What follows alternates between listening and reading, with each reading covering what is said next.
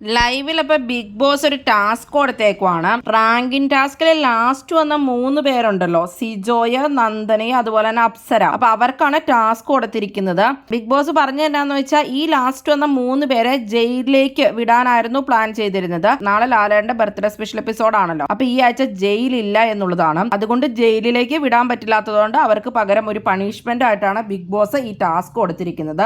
50 clip കൊടുത്തിട്ടുണ്ട് big boss. അപ്പൊ ഈ 3 പേരുടെയും ഡ്രസ്സിലും തലമുടിയിലും അവിടെ ഇവിടെയൊക്കെ ആയിട്ട് 50 ക്ലിപ്പ് പിടിപ്പിക്കാം. അത് കഴിഞ്ഞിട്ട് അത് അവർ കുടഞ്ഞു തീർക്കുക എന്നുള്ളൊരു ടാസ്ക് ആണ്. ജസ്റ്റ് ഒരു പണിഷ്മെന്റ് പോലെയുള്ള ഒരു ഫൺ ടാസ്ക് കൊടുത്തിരിക്കുന്നതാണ്.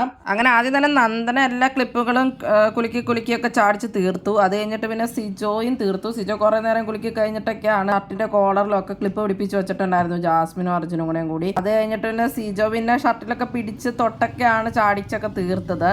അത് കഴിഞ്ഞിട്ട് പിന്നെ അതുപോലെ തന്നെ അപ്സരയുടെയും കുറെ ഉണ്ടായിരുന്നു. അപ്സരയും കുറെ നേരം ചാടിയതിനു ശേഷമാണ് ക്ലിപ്പുകളൊക്കെ തീർന്നത്. ഇത് പിന്നെ ഒരു പണിഷ്മെന്റ് ടാസ്ക് ഒക്കെ ആയിട്ട് കൊടുത്തതാണ്, പക്ഷെ വലിയ രസമൊന്നും ഉണ്ടായിരുന്നില്ല.